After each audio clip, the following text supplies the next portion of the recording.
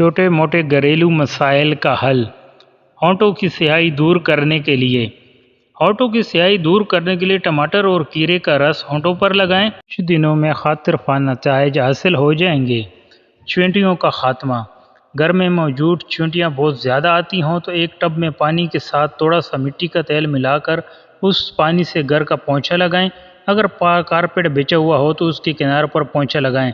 2 سے 3 بار یہ عمل کرنے سے چینٹیاں دوبارہ نہیں آئیں گی۔ منہ کی بدبو دور کرنے کے لیے منہ کی بدبو دور کرنے کے لیے 1 چمچ نمک، 1 چمچ کھانے کے سوڈے کو 1 کپ پانی میں شامل کریں اور اس سے غرارے کریں۔ کنگھوں کی صفائی کے لیے گرم پانی میں تھوڑا سا واشنگ پاؤڈر صابن ڈال دیں اور 20 منٹ کے لیے کنگھی اس میں بھگو دیں۔ پھر برش سے اچھی طرح صاف کر لیں اور پانی سے دھو لیں۔ کنگھے نئے جیسے ہو جائیں گے۔ گوشت کا جل جانا۔ اگر گوشت پکاتے یا بھونتے وقت جل جائے تو اس میں آدھا پیالی دودھ ڈال دینے سے گوشت کی بو نہیں آئے گی۔ ہاتھ کا جل جانا۔ کھانا پکاتے وقت اکثر خواتین کا ہاتھ جل جاتا ہے۔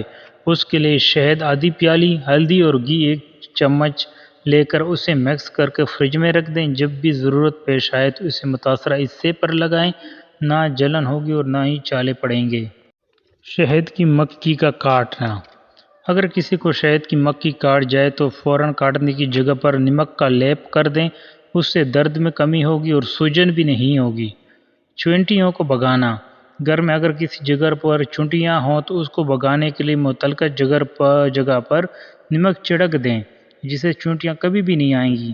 پالک کو اچھی طرح صاف کرنے کے لیے پالک کو نمک ملے پانی سے دھوئیں۔ اس سے پالک مکمل طور پر صاف ہو جائے گی، کیونکہ نمک کے ساتھ ساتھ مٹی بھی آسانی سے پانی کے ساتھ بہہ جائے گی۔ دوستو اگر ویڈیو پسند آئے تو لائک اور چینل کو لازمی سبسکرائب کریں۔ استری کی سطح کو صاف کرنا۔ استری کی سطح کو صاف کرنے کے لیے استری کو گرم کریں اور ایک کاغذ پر نمک چھڑک دیں۔ اب گرم کی ہوئی استری کو اس کاغذ پر پھیر دیں۔ استری کی سطح مکمل صاف شفاف ہو جائے گی۔ تو یہ ویڈیو آپ کو کیسی لگی؟ لائک اور سبسکرائب لازمی کریں دوستو، اور دوستوں کے ساتھ بھی اس کا لنک شیئر کر دیں دوستو۔